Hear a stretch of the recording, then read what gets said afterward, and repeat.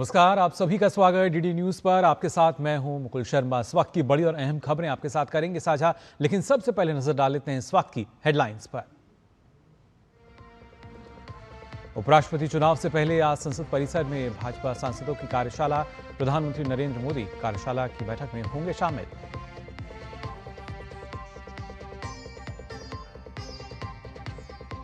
नीतीश कुमार ने मुख्यमंत्री महिला रोजगार योजना के लिए जारी की निर्देशिका।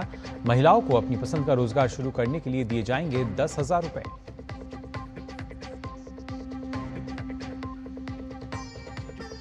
गुरदासपुर के बाढ़ पीड़ितों ने स्थानीय प्रशासन पर लगाया अनदेखी का आरोप। कहा 10 दिनों तक देश के बाकी हिस्सों से कटा रहा संपर्क, लेकिन किसी ने नहीं ली सुध।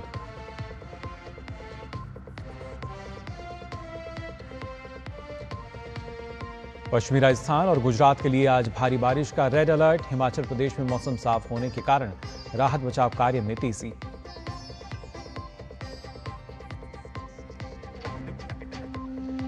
और फिट इंडिया का संदेश देने के लिए दिल्ली में 50 से अधिक सांसदों ने साइक्लोथॉन में लिया हिस्सा। मनसुख मांडविया ने स्वदेशी के प्रचार पर दिया बल।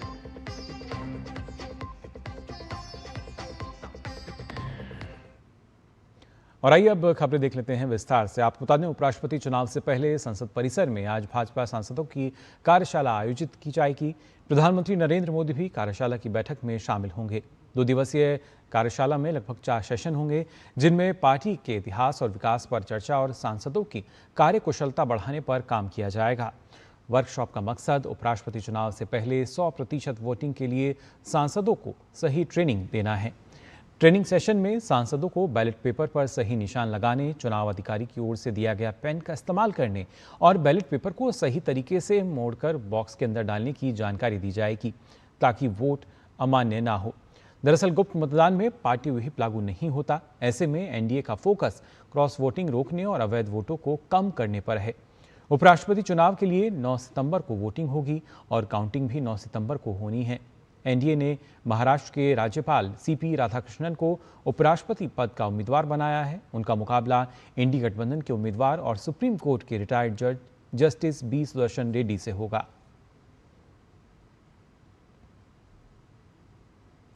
बिहार के मुख्यमंत्री नीतीश कुमार ने आज मुख्यमंत्री महिला रोजगार योजना के तहत निर्देशिका जारी की। ये योजना महिलाओं के सशक्तिकरण और बिहार की ग्रामीण अर्थव्यवस्था को नई दिशा देने वाली है। दरअसल सरकार महिलाओं को अपनी पसंद का रोजगार शुरू करने के लिए 10,000 रुपये देने जा रही है। इसके लिए आज ऑनलाइन पोर्टल और 250 प्रचार गाड़ी को रवाना किया गया है। ग्रामीण विकास विभाग मंत्री श्रवण कुमार ने बताया कि महिलाओं को आर्थिक सहायता के लिए मुख्यमंत्री महिला रोजगार योजना के तहत आज आवेदन लेने के लिए पोर्टल का लोकार्पण किया गया। साथ ही 250 प्रचार वाहन को रवाना किया गया। इस योजना का लाभ लेने के लिए विभिन्न जिलों में जाकर महिलाओं को जागरूक किया जाएगा। योजनाओं के आज शुभारंभ माननीय मुख्यमंत्री श्री नीतीश कुमार जी ने किया है और इस अवसर पर दोनों हमारे उप मुख्यमंत्री और संसदीय कार्य मंत्री जी भी इस कार्यक्रम में मौजूद थे। राज्य के उन महिलाओं को रोजगार से जोड़ा जा रहा है जिनके पास अभी तक रोजगार नहीं है। जो परिवार जीविका से जुड़े हुए हैं उनको भी इस योजना का लाभ मिलेगा और जो जीविका से नहीं जुड़ पाए अभी तक उनको भी इस योजना का लाभ मिलेगा। और इस दिशा में आज से कार्रवाई आरंभ कर दी गई है और 10-10 हज़ार रुपया इसी महीने में सभी के खाते में रोजगार की पहल करने के लिए, शुरुआत करने के लिए भेजा जा रहा है। और एक फॉर्मेट भी आज जारी किया है, माननीय मुख्यमंत्री जी ने दस्तावेज जारी किया है।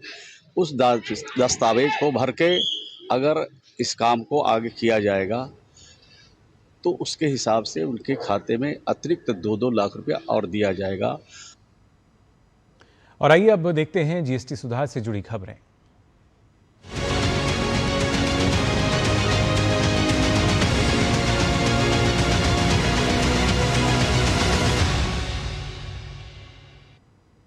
जीएसटी परिषद की 56वीं बैठक में केंद्रीय वित्त मंत्री निर्मला सीतारमण ने जीएसटी की 4 स्लैब वाली संरचना को समाप्त कर 2 स्लैब वाली सरल प्रणाली को मंजूरी दी है। इससे फिरोजाबाद के किसान काफी खुश हैं। सरकार ने कृषि उपकरणों, उर्वरकों और कीटनाशकों पर टैक्स घटाकर 5% कर दिया है, जिसका सीधा प्रभाव कृषि उत्पादों की लागत पर आएगा। अभी तक ट्रैक्टर, टायर और पुर्जे रासायनिक उर्वरक बनाने के कच्चे माल जैसे सल्फ्यूरिक एसिड, नाइट्रिक एसिड और अमोनिया पर 18% टैक्स लगता है। अब इन सभी को 5% टैक्स की सीमा में रखा गया है। उपभोक्ताओं को जीएसटी सुधार का फायदा 22 सितंबर से मिलने लगेगा। वित्त मंत्री सीतारामन जी ने जो टैक्स में राहत दी है, उससे तो किसानों को बहुत अच्छा बेनिफिट भी है और बड़ी राहत भी है। इससे सभी किसान खुश भी हैं। खाद है, दवाई है, खेती के बारे में बीज बात है और दवाई की टंकी है, इनमें राहत मिलेगी बहुत ज़्यादा और मोदी जी ने अच्छा काम किया है। भाजपा सांसद जगदम्बिका पाल ने जीएसटी में हुए बदलाव की सराहना करते हुए विपक्ष को घेरा। साथ ही कहा कि इससे दवाओं और जरूरी वस्तुओं में राहत मिलेगी। जीएसटी निश्चित तौर से पूरे देश में जिस तरह से प्रधानमंत्री ने एक रिफॉर्म दिया है, दवाओं में, एसेंशियल कमोडिटीज में, आम गरीब मध्यम लोगों के लिए जिस तरह से 2 स्लैब किया है और जीएसटी का रेट घटाया है, 0 कर दिया है, मेडिसिन पे कर दिया है, तो इससे निश्चित तौर से देश की इकोनॉमी भी बढ़ेगी, लोगों की क्रय शक्ति बढ़ेगी। क्यों? क्योंकि जब बचत होगी तो उससे परचेजिंग पावर बढ़ेगी। और अब आइए रुक कर लेते हैं बाकी की खबरों की तरफ भी। श्रीनगर स्थित हजरत बल दरगाह के शिलान्यास पटल पर अंकित राष्ट्रीय प्रतीक अशोक स्तंभ को क्षतिग्रस्त करने का मामला हाल ही में सामने आया।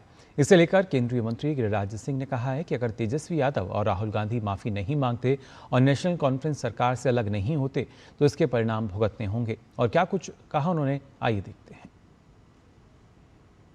जम्मू कश्मीर में अशोक स्तंभ, ये अशोक स्तंभ केवल अशोक स्तंभ नहीं है, भारत की भावना उसमें जुड़ी है, भारत के संविधान की आत्मा जुड़ी हुई है, बाबा साहेब अंबेडकर की आत्मा उसमें जुड़ी हुई है। और अब तो अशोक सम्राट की अस्मिता भी जुड़ गई है, क्योंकि अशोक सम्राट की अस्मिता केवल यूपी और बिहार से नहीं था। अशोक सम्राट बिहार और यूपी के साथ देश की अस्मिता के साथ अशोक सम्राट की जुटी हुई है। कितनी गाली दोगे? आपने हाइड्रोजन बम कहा, जाके बीड़ी बम छोड़ दिया केरल से, और ये बीड़ी बम यानी बिहारियों की तुलना बीड़ी से करेंगे? बीड़ी से लेकर के अशोक सम्राट तक, रेवंत रेड्डी से लेकर के स्टालिन तक कितना अपमानित करेंगे अगर आपने तेजस्वी यादव और राहुल गांधी माफी नहीं मांगा और फारूक अब्दुल्ला की पार्टी से, सरकार से इस्तीफा नहीं दिया, इसका अंजाम भुगतना पड़ेगा। खबर झारखंड से, जहां चाईबासा में सुरक्षा बलों के साथ मुठभेड़ में 10 लाख रुपए का इनामी माओवादी अमित हसदा उर्फ आपतन मारा गया। अधिकारियों ने इसकी पुष्टि कर दी है। पश्चिमी सिंहभूम जिले के कोइलकेरा थाना क्षेत्र के सारंडा जंगल में ये मुठभेड़ शुरू हुई, जहां सुरक्षा बलों ने अमित हसदा उर्फ आपतन को मार गिराया। घटनास्थल से एक SLR राइफल, विस्फोटक और अन्य हथियार जब्त किए गए हैं। मुठभेड़ के बाद सुरक्षाकर्मियों ने अन्य माओवादी ठिकानों का पता लगाने के लिए जंगल क्षेत्र में व्यापक तलाशी अभियान भी चलाया। ये घटना झारखंड के पलामू जिले में प्रतिबंधित तृतीय सम्मेलन प्रस्तुति समिति के माओवादियों के साथ हुई हिंसक गोलीबारी के कुछ दिन बाद हुई है, जिसमें 2 पुलिसकर्मी मारे गए थे और एक अन्य गंभीर रूप से घायल हो गया था।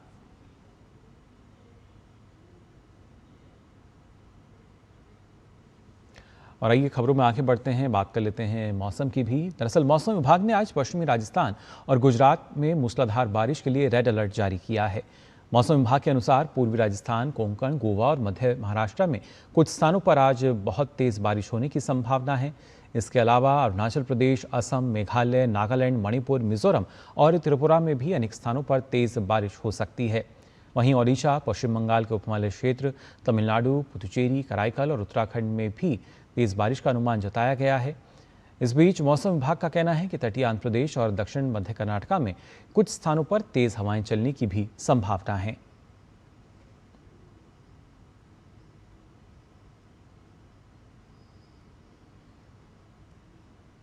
और बात करते हैं पंजाब की, जहां पर बाढ़ की स्थिति में कुछ कमी दर्ज की जा रही है, लेकिन पिछले 24 घंटे में अमृतसर और रूपनगर में 3 लोगों की मृत्यु हो गई है।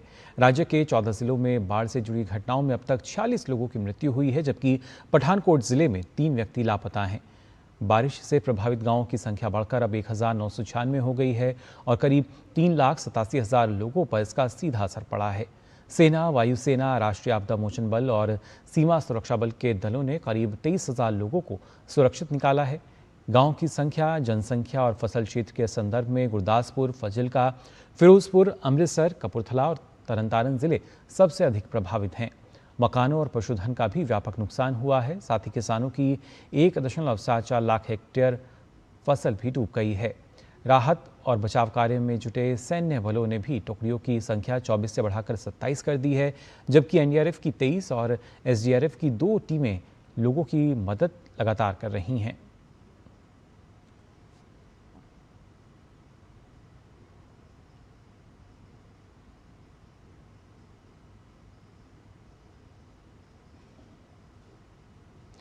बाढ़ की मार झेल रहे पंजाब के बाशिंदे अब अपनी अनदेखी से नाराज नजर आ रहे हैं। गुरदासपुर के सरहदी इलाके डेरा बाबा नानक के गांव सिंहपुरा के डेरों में रहने वाले लोग प्रशासनिक लापरवाही और अनदेखी से दुखी हैं। इनके अनुसार बाढ़ की वजह से इस गांव का संपर्क लगभग 10 दिनों तक देश के बाकी हिस्सों से कटा रहा, लेकिन किसी ने उनकी सुध नहीं ली। ना उनके पास प्रशासनिक मदद पहुंची और ना ही कोई समाजसेवी संस्था ने मदद का हाथ आगे बढ़ाया। इसके साथ ही गांव के लोगों ने शाहपुर जाजन से सिंहपुरा जाने वाली ड्रेन में कई जगह कटाव होने की खामी को उजागर किया, जिसके चलते उनकी हजारों एकड़ धान की फसल बर्बाद हो गई। ਨਾ ਤੇ ਅਸੀਂ ਕਿ ਜਿਹੜੇ ਲੋਕਾਂ ਨੂੰ ਸਭ ਨੂੰ ਆਪਦੇ ਹੰਡਿਆ ਵਾ ਪ੍ਰਸ਼ਾਸਨ ਸਾਡੇ ਕੋਲ ਪਹੁੰਚਿਆ ਨਹੀਂਗਾ।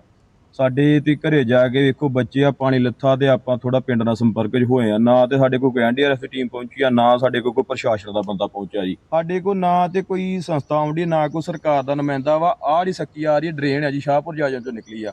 ਇਹਦੇ ਵਿੱਚ ਤੁਸੀਂ ਇਧਰ ਪਿੱਛੇ ਵੇਖੋ ਤੇ ਜਾਓ ਤੇ 1 ਕਿਲੋਮੀਟਰ ਤੱਕ ਦੇ ਪਾੜ ਹੈ, ਕਦੋਂ ਕਿੱਲੇ ਦਾ ਪਾੜ, ਕਦੋਂ 2 ਕਿੱਲੇ ਦਾ, काफी ज्यादा ਇਹਨੇ ਸਾਨੂੰ ਮਾਰਿਆ ਜੀ। वहीं हिमाचल प्रदेश की अगर बात की जाए तो अधिकांश स्थानों पर फिलहाल मौसम साफ बना हुआ है। हालांकि 1-2 स्थानों पर छोड़कर किसी भी जिले में बारिश की कोई चेतावनी नहीं है। मौसम खुलने से राहत और पुनर्निर्माण कार्यों में तेजी आई है। वहीं कुल्लू के इनर अखाड़ा क्षेत्र में 4 सितंबर को हुए भूस्खलन में एनडीआरएफ बचाव दल के सदस्य का शव मिला है, जबकि अभी भी मलबे में तलाशी अभियान जारी है, लेकिन किसी के भी जीवित बचने की संभावना बेहद कम है। हादसे में एनडीआरएफ बचाव दल के एक सदस्य सहित 7 लोगों की जान गई थी। भूस्खलन के कारण पिछले 7 दिनों से बंद NH5 को हल्के वाहनों के लिए फिलहाल खोला गया है। शिमला में कल से हो रही बारिश और भूस्खलन के कारण शिमला ठियोग रोहडू नेशनल हाईवे 705 बंद है। लगातार हो रहे भूस्खलन की वजह से हाईवे पर लंबा जाम लग गया है, जिसके चलते करीब 400 वाहन रास्ते में फंस गए हैं, जिनमें सेब से भरे ट्रक और अन्य वाहन भी शामिल हैं। स्थानीय प्रशासन और पुलिस ने मौके पर पहुंचकर स्थिति का जायजा लिया। लगातार हो रही बारिश और भूस्खलन के चलते किसान अपनी फसल अन्य राज्यों में नहीं भेज पा रहे हैं, जिससे उन्हें भारी नुकसान होने की आशंका है। हिमाचल प्रदेश के चंबा जिले में भारी बारिश के बाद रावी नदी एक बार फिर उफान पर है।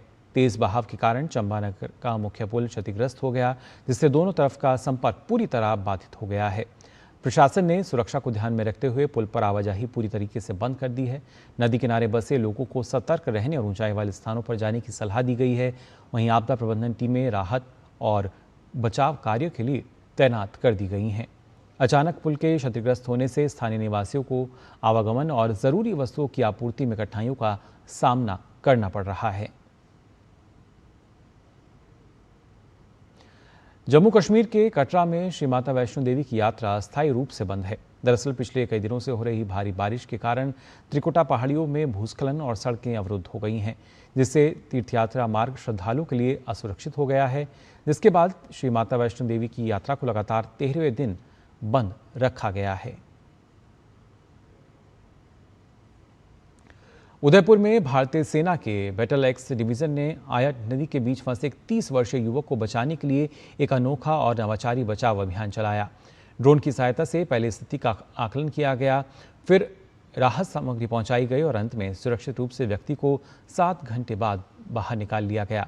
इस रेस्क्यू ऑपरेशन ने आपात स्थिति में आधुनिक तकनीक के प्रभावी उपयोग का उदाहरण पेश किया है।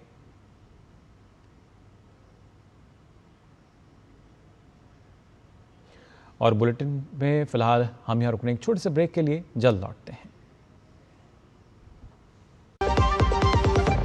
यार सोच रहा हूँ पॉलिसी बाजार से टर्म लाइफ इंश्योरेंस ले लेता हूँ ताकि मेरे बाद फैमिली को पैसों की कमी ना। तू भी ले ले। यार अभी तो यंग है यार, बाद में देखते हैं। आजा। ले ले भाई। लाइफ का कोई भरोसा नहीं। पॉलिसी बाजार पर 1 करोड़ का टर्म लाइफ इंश्योरेंस सिर्फ 480 रुपए महीने से शुरू। मेरी पसंद, मेरी पसंद, मेरी पसंद, मेरी पसंद, हमारी पसंद, हम सबकी पसंद। मजबूत देश का मजबूत सरिया हो गया स्टील। ये कड़े इम्तिहानों से नहीं डरता, इसे सालों का तजुर्बा है। इसलिए मैं भी सूर्या पाइप्स का फैन हूँ। देश की तरक्की के सच्चे साथी। सूर्या है तो भरोसा है।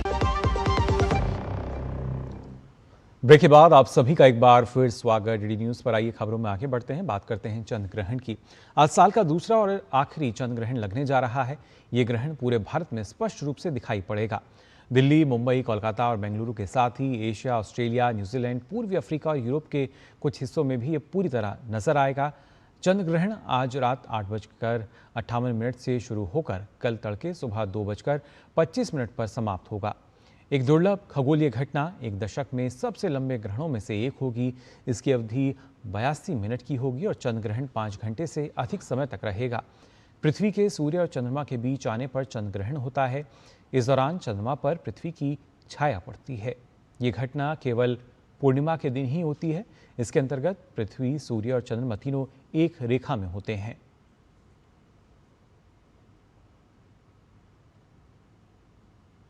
बात मुंबई की कर लेते हैं, जहां गणपति विसर्जन के बाद जुहू बीच की सफाई के लिए एक विशेष अभियान चलाया गया, जिसमें महाराष्ट्र के मुख्यमंत्री देवेंद्र फडणवीस की पत्नी अमृता फडणवीस, अभिनेता अक्षय कुमार के साथ स्थानीय लोग, एनजीओ और बीएमसी के कई कर्मचारी शामिल हुए। इस मौके पर अमृता फडणवीस ने बताया कि कई संगठन आज हमारे साथ जुड़े हैं क्योंकि हमें अपने बीच जो हैं वो साफ रखने हैं। जैसे त्यौहार मनाना हमारा अधिकार है, वैसे ही इनकी साफ सफाई रखना भी हमारी जिम्मेदारी है।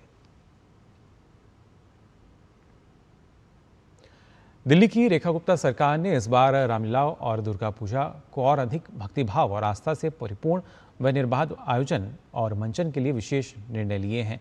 मुख्यमंत्री रेखा गुप्ता ने घोषणा की है कि अब रामलीला दुर्गा पूजा समितियों को सिंगल विंडो सिस्टम से सभी अनुमति और एनओसी उपलब्ध कराई जाएंगी। मुख्यमंत्री का ये भी कहना है कि प्रत्येक समिति को अब आयोजन के लिए 1200 यूनिट तक मुफ्त बिजली भी उपलब्ध कराई जाएगी। इसके अलावा सरकार की ओर से सफाई, पानी, स्वास्थ्य सुविधाएं आदि भी उपलब्ध कराई जाएंगी। मुख्यमंत्री ने आयोजकों से ये भी अपील की है कि वे अपने इस धार्मिक और सांस्कृतिक आयोजनों में सामाजिक संदेश भी फैलाएं ताकि लोगों में जागरूकता आए और वो दिल्ली को लेकर एक पॉजिटिव अप्रोच रखें। मुख्यमंत्री ने आयोजकों से ये भी अपील की है कि वे अपने आयोजन को आदरणीय प्रधानमंत्री नरेंद्र मोदी जी के जन्मदिन 17 सितंबर से लेकर 2 अक्टूबर तक चलने वाले सेवा पखवाड़े से भी जोड़ें।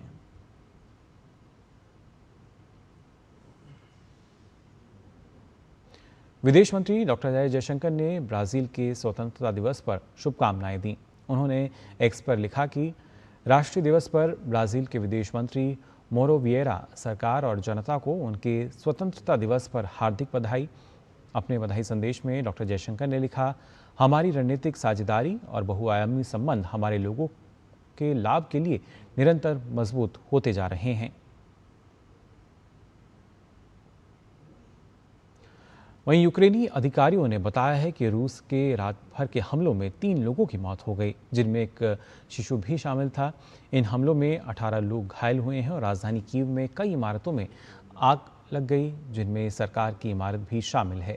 कीव के मेयर विताली क्लिचको ने बताया है कि शहर के केंद्र में स्थित सरकारी इमारत में हमला होने के बाद आग लग गई। ये हमला पहले ड्रोन गिराकर शुरू हुआ, इसके बाद मिसाइलों से हमला किया गया।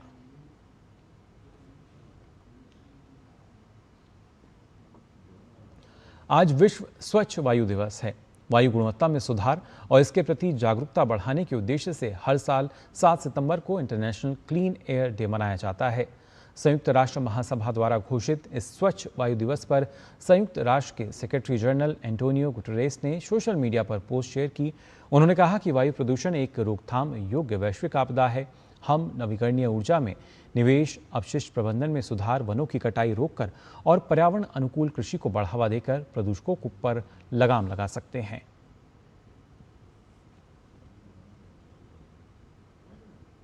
राजधानी दिल्ली में आज fit India Sundays on cycle का आयोजन किया गया। इस बार संडेज ऑन साइकिल का आयोजन भारतीय रेलवे के साथ साझेदारी में हुआ और इसका थीम रहा गर्व से स्वदेशी। इस इवेंट में सांसदों और केंद्रीय मंत्रियों ने हिस्सा लिया। राजधानी दिल्ली में आज fit India Sundays on cycle event का आयोजन किया गया।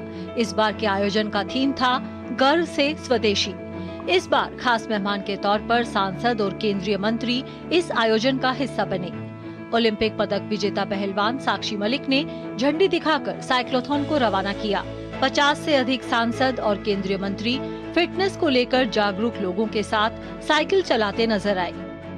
केंद्रीय खेल मंत्री मनसुख मांडविया ने कहा कि साइकिल स्वदेशी के प्रचार और फिट रहने के लिए एक सशक्त माध्यम है। आज देश में 8000 से अधिक स्थानों पर संडे ऑन साइकिल का कार्यक्रम आयोजित हुआ है। साइकिलिंग एक फिट इंडिया का संदेश है। साइकिलिंग बेस्ट एक्सरसाइज है। साइकिलिंग पोल्यूशन का सॉल्यूशन है। साइकिल बहुत बेस्ट एक्सरसाइज है, पोल्यूशन फ्री है। तो बिल्कुल आप अपनी लाइफ में ज़रूर कोई ना कोई स्पोर्ट्स एक्टिविटी ज़रूर डालिए और फिट रहिए। साइकिलिंग के माध्यम से हम फिटनेस भी कर सकते हैं, एनवायरनमेंट क्लीन भी रख सकते हैं और सबसे बड़ा जो प्रॉब्लम हम देखते हैं कि ट्रैफिक का प्रॉब्लम आता है, तो साइकिल एक सोल्यूशन है कि जो कम डिस्टेंस है हम ज़्यादा से ज़्यादा साइकिल यूज़ करें। मेंटेनेंस फ्री है ये इवेंट। आने वाले समय में भारत के सभी लोग स्वस्थ रहें, मस्त रहें, फिट रहें, ये नरेंद्र मोदी जी का कॉन्सेप्ट है। मैं आदरणीय नरेंद्र मोदी जी को, आदरणीय खेल मंत्री जी को बहुत बहुत शुभकामनाएं देता हूँ, धन्यवाद ज्ञापित करता हूँ। गर्व से स्वदेशी थीम के तहत नेशनल स्टेडियम में खेल से जुड़े स्वदेशी उत्पाद बनाने वाली कंपनियों के स्टॉल भी दिखाई दिए। केंद्रीय खेल मंत्री ने इन उत्पादों का अवलोकन किया और सभी लोगों से स्वदेशी अपनाने की अपील की। जो स्वदेशी शूज 2000 में मिलते थे, अभी जीएसटी 18% से कम होकर 5% हो गया, तो 1650 में मिलेंगे। साइकिलिंग में भी जीएसटी 18% से 5% हो गया और साइकिलिंग 1500 रुपये सस्ती हो गई। तो चलो हम स्वदेशी को आगे बढ़ाने के लिए, भारत को आत्मनिर्भर बनाने के लिए, मोदी जी के स्वदेशी अभियान के साथ जुड़ने के लिए स्वदेशी चीजों का उपयोग करें। एक तो बेनिफिट हमें इस टाइम जीएसटी का मिल रहा है, जो सरकार ने बोला है बहुत बेनिफिट है। जैसे फुटवेयर पे पहले 18% जीएसटी होता था, अब वो 5% हो गया है, जो एमआरपी के बाद डिस्काउंट करके लोगों को बहुत सस्ता पड़ेगा। ऐसे ही कपड़ों के अंदर 12% जीएसटी था पहले, अब वो 5% हो गया। संडेज ऑन साइकिल दिल्ली में फिटनेस के शौकीन लोगों के जीवन का अभिन्न हिस्सा बन चुका है। हर रविवार की सुबह सैकड़ों लोग साथ मिलकर साइकिल चलाते हैं और फिट रहने और दिल्ली को प्रदूषण से मुक्त करने का संदेश देते हैं। अब गर्व से स्वदेशी के साथ इस अभियान में एक नया आयाम जुड़ गया है। Suchitra, DD news, Delhi. बिहार के राजगीर में खेले जा रहे हॉकी एशिया कप का फाइनल मुकाबला आज मेजबान भारत और गत विजेता दक्षिण कोरिया के बीच खेला जाएगा। कल सुपर 4 के अपने तीसरे और आखिरी मुकाबले में भारत ने चीन को 7-0 से हराकर फाइनल में जगह बनाई। भारतीय टीम की नज़र अब फाइनल जीतकर चौथी बार एशिया कप के खिताब को जीतने की होगी।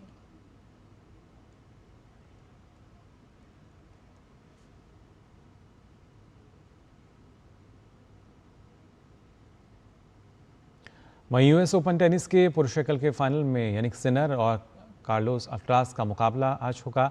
ये लगातार तीसरा ग्रैंड स्लैम मुकाबला है जहां दोनों खिलाड़ियों के बीच खिताबी भिड़ंत हो रही है। इस फाइनल मुकाबले में नंबर 1 की रैंकिंग भी दांव पर होगी।